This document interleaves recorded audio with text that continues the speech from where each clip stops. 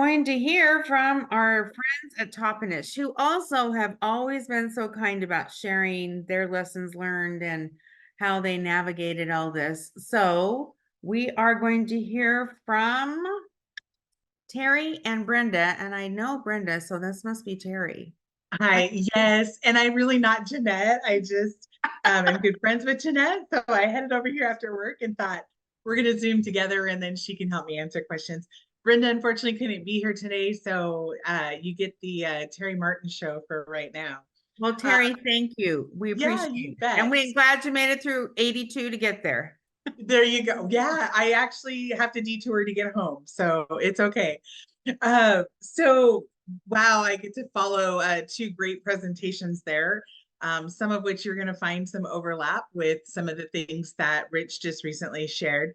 But I'd like to share this screen here and um, go with where we're at.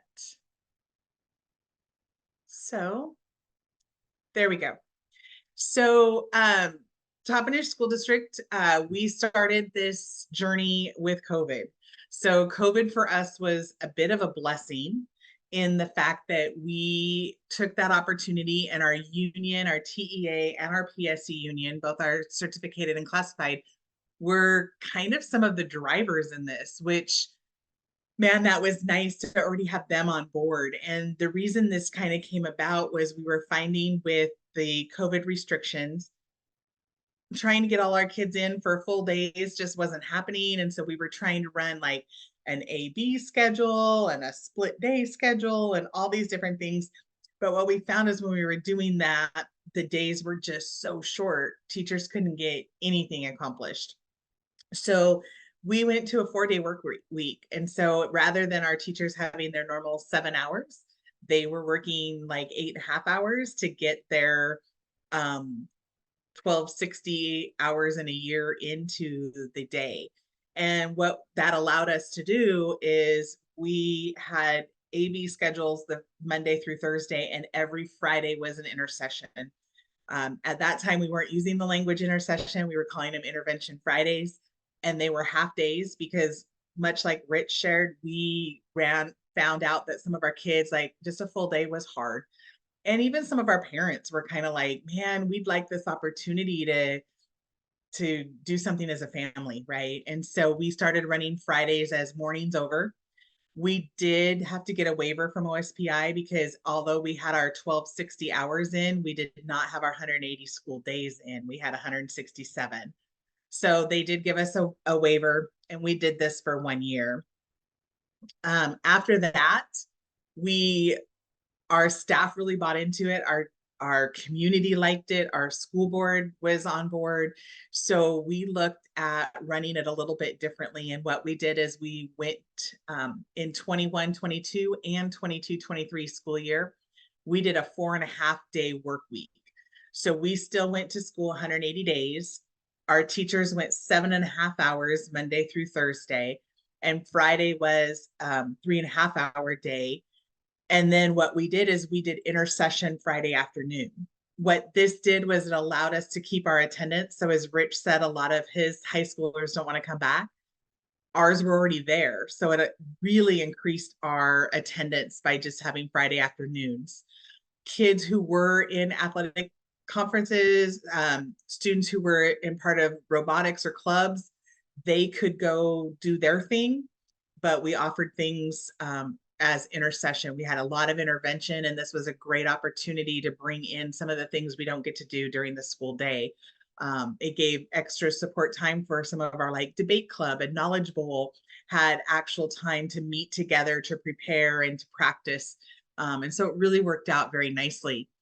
We found a couple different things with this. One is the cost of this was hard to sustain. And that's really why we kind of moved away from it, is because staff was already there and students were there, we needed a lot of people to run those Friday afternoon intercessions. So we were dumping all of our previous summer school money. I didn't really introduce myself well. I'm state and federal programs director. So we were using all of our Title I, our LAP, anything and everything we could kind of dump into it, gear up like Rich said, we had some partnerships with 21st Century, and we were using anybody and everybody to run this intercession. And what we just found was it started getting a little costly. But I will say, from a federal programs standpoint, also from having a spouse that teaches, this was a beautiful schedule, and it allowed us to have intervention immediately. So when we were doing summer schools, like all of you, right, you had to wait so long to do an intervention that if a kid was struggling in September and you waited till June, you just lost all that time. But what we were seeing is if a kid was struggling on Monday and Tuesday, we could intervene on Friday. So this schedule was a beautiful intercession schedule. It just was a little hard to sustain financially. I'd love to find some other opportunities to get back to that and be able to sustain that a little bit better. It did add the school calendar by adding weeks off throughout the year. We, much like you, take a week in October off for hunting season. We actually take the full week of Thanksgiving off because we are an agricultural community. We have a lot of families in Texas, California, and Mexico, and we found our attendance that week was really low because our students were traveling to see family out of state.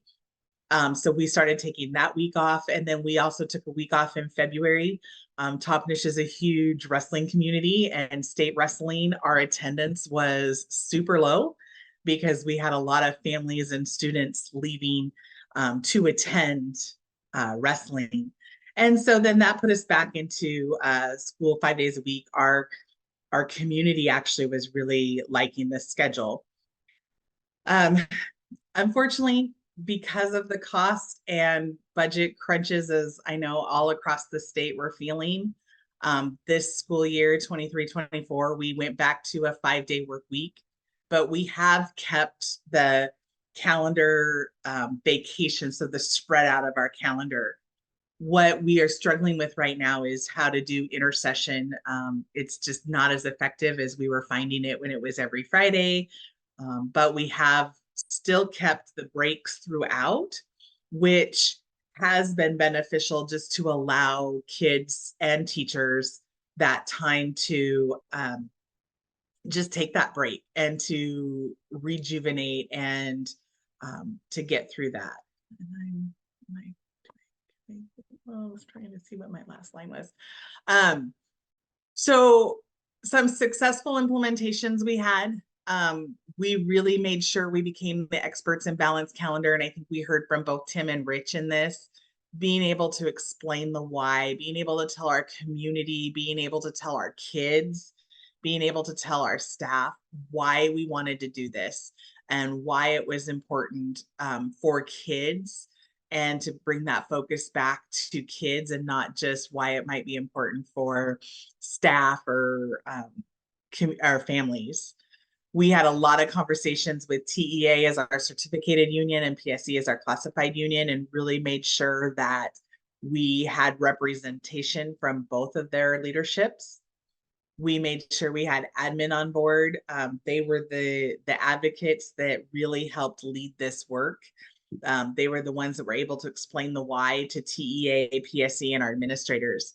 And while I know community input is important, when we first initially started the implementation, because I think it was during COVID, we didn't have a lot of community implementation or feedback at the beginning. But after that first year, we did a lot of community surveys and really balanced and looked at what they were saying. One of the things we get now is we get calls early saying, hey, are you still going to do that October? Like, that was a great time to take my kids to Disneyland.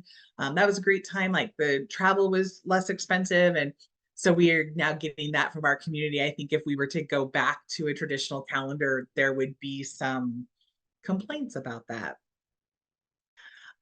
Areas of kind of the greatness, the things that really worked for us. We had these were some surveys that came from our teachers. Appreciated having the entire week off to just decompress, recover, recharge. It's helping me with teacher burnout.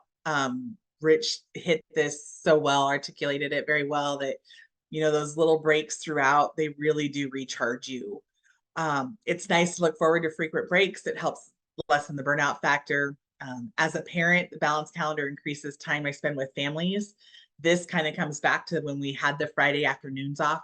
People appreciated it because it's hard to get into the doctor, dental, eye appointments.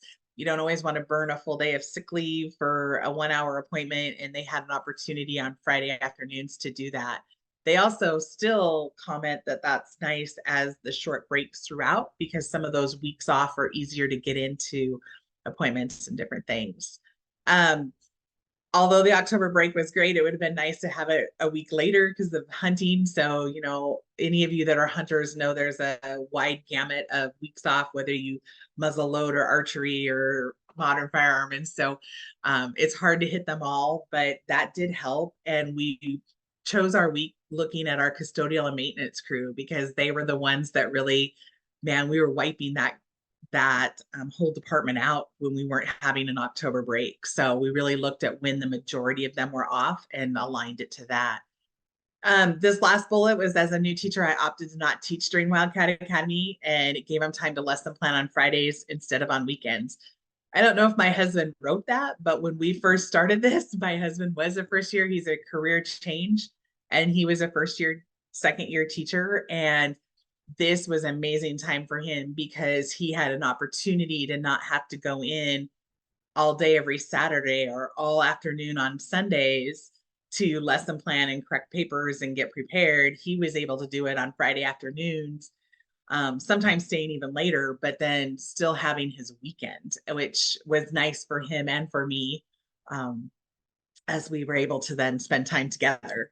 The students really appreciated the immediate intervention versus feeling punished by attending summer school. And I think we've all heard the stories and have personal experiences with summer school, feeling like it's punitive, feeling like it's something that is, I have to go instead of I get to go.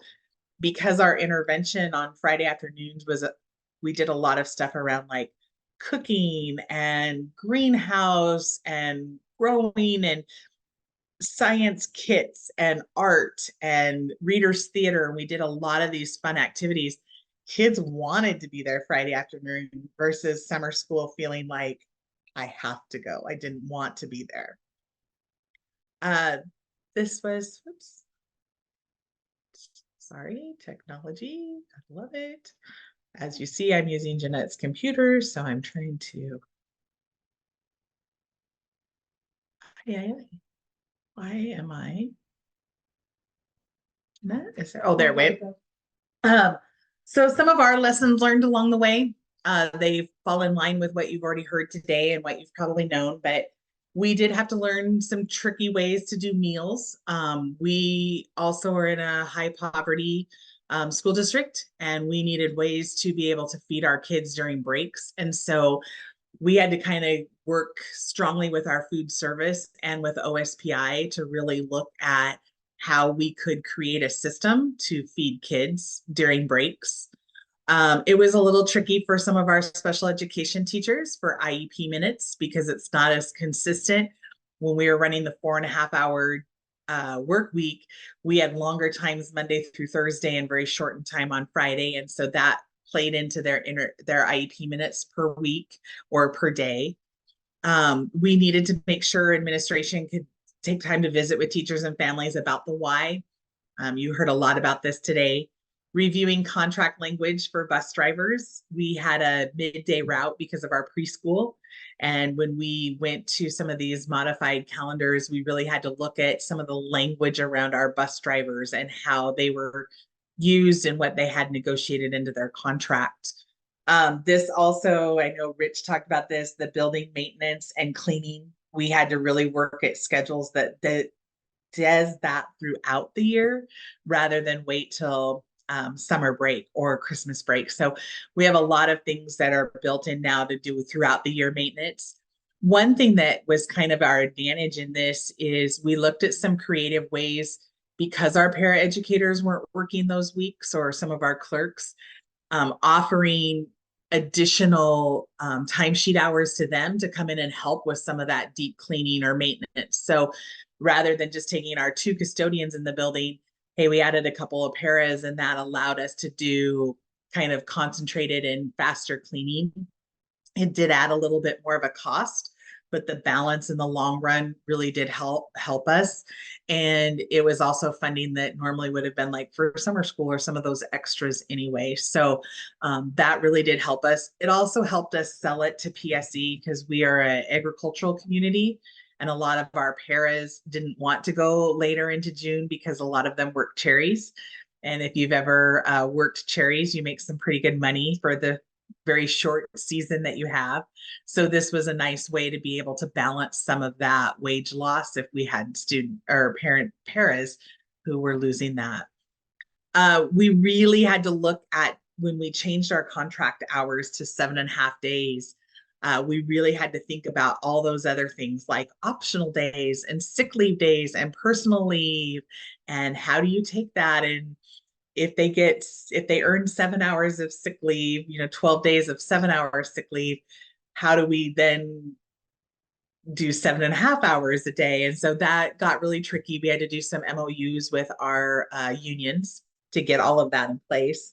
And what we didn't realize when we did all of this, and we learned very quickly the first year, was we did not, when we were doing the schedules and doing a lot of this planning, we didn't have the back end work. We didn't really include HR and payroll. And we didn't realize how much work goes into them creating schedules and calendars and days off in HR, payroll, things like frontline, ASOP, timesheets, some of those. And we didn't realize how much kind of work we ended up giving them on that end. And so moving forward, we have included payroll and HR in our calendars and in some of our decision making so that we can make sure that we're meeting their needs as well, because we didn't do a good job of that the first time around. That I did very quickly, but I do want to, if there's any questions and answer, I'd be happy to. Our contact is up there. Brenda Maloney is our Director of Student Success. Her email and phone number are there. She led a lot of this work the very first year, the first probably 3 years. This was like her baby, right? She did it. She ran with it.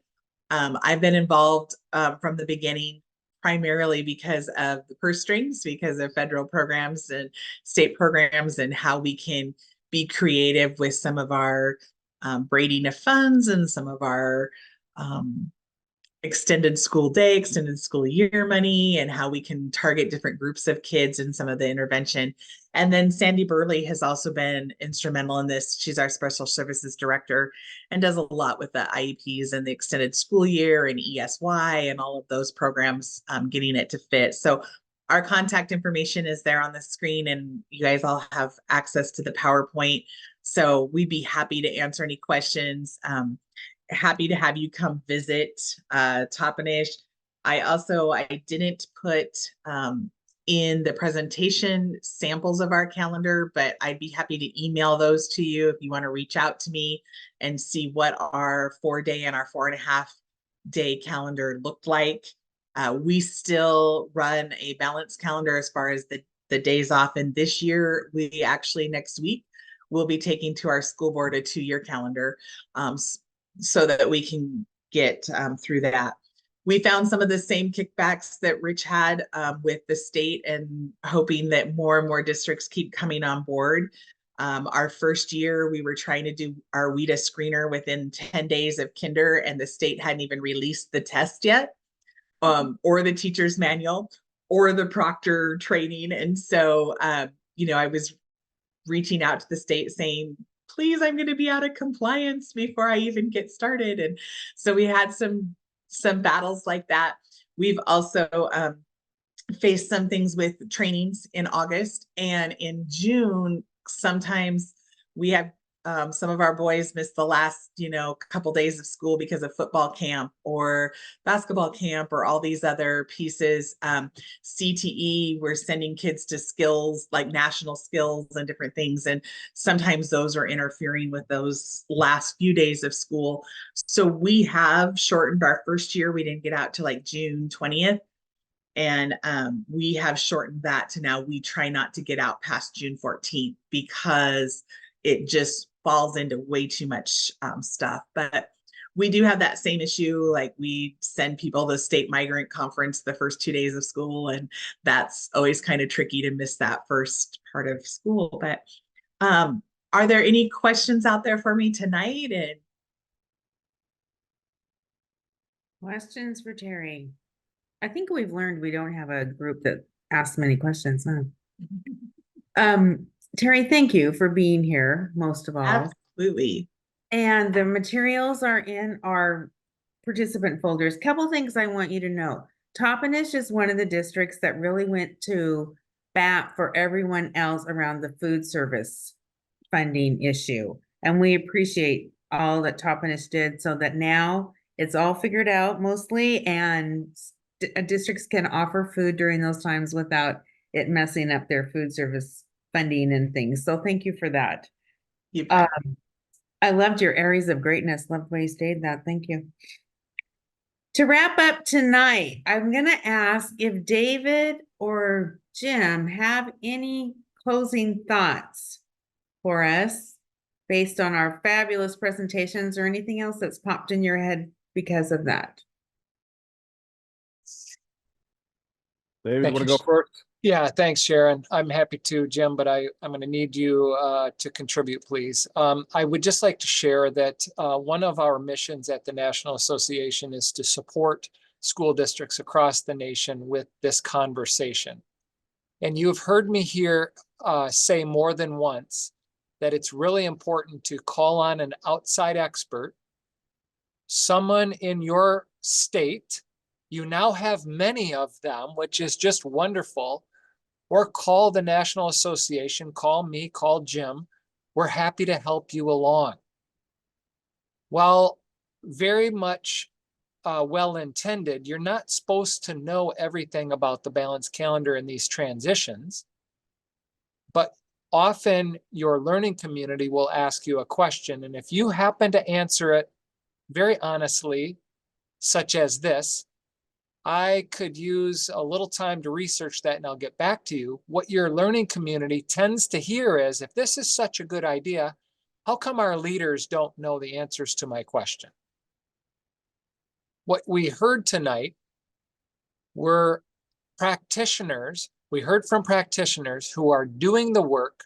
They've bumped into the guard posts.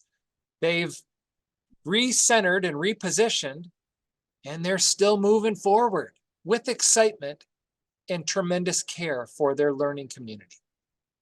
So my 2 cents happens to be, call these leaders, lean into them. They're here for you. They want to help, and they're doing great work. Jim? Yeah, great points, David. I thought that the presentations tonight were fantastic. They built upon a lot of things that you and I have been recommending, which is look at some of the existing either functions, activities, holidays, working with the local reservations and the leaders. I heard some really good things tonight where they actually, it seemed that with the balanced calendar, they have had an even more fulfilled calendar, and were able to really bring in things, whether it was, I heard the things about the cherries, I heard the things about the hunting. It seemed like this is all value added, so that in addition to helping out the students, it seems like it's even further strengthening communities, and that's what I love to hear. I did hear also some things about pivoting and looking at things. You can't predict every single thing of the football camp or Skills USA things. But I would also recommend those of you still looking to consider this is do a tabletop. Go through with your leaders, with the students, with your group, and do the whole calendar. And I think it was Tim's suggestion or someone else's suggestion, get some food together and just go through the entire year of what that would look like as you're projecting for your balanced calendar. So once again, excellent job for everyone who presented tonight. So I always leave these sessions even more energized about the possibilities for the students of our state, and I hope that's true of you. There are experts in the boundaries here that you can lean on and learn from. Many districts are talking about they don't quite understand braiding funds. We just heard Terry talk about how much she likes to problem solve that and look at things from what was best for students and how to use the money to do that from federal and state programs. That seemed like a great resource to me. So I'd be tapping on Terry's shoulder if I was thinking about those things. We always have Jim and David, and we're so grateful for them, but yet we're growing some people within our state boundaries that are walking the walk and have some expertise to help you with. I appreciate our presenters. I know that they have huge jobs and the time it took for them to prepare and be here tonight just so that we can all learn. I'm just very grateful. If you have any questions, you can get a hold of Jeanette, you can get a hold of me, you can get a hold of any of the people you heard from tonight. We just want everyone to be moving forward and provide any support we can to help you with that. So thank you for being here. Remember, we have another session coming up in both March, April, and May with various topics. You will get your clock hours through PD Enroller. That's important. And we'll see you February 13th. Thanks for being here. Have a great evening. Good luck with those levies.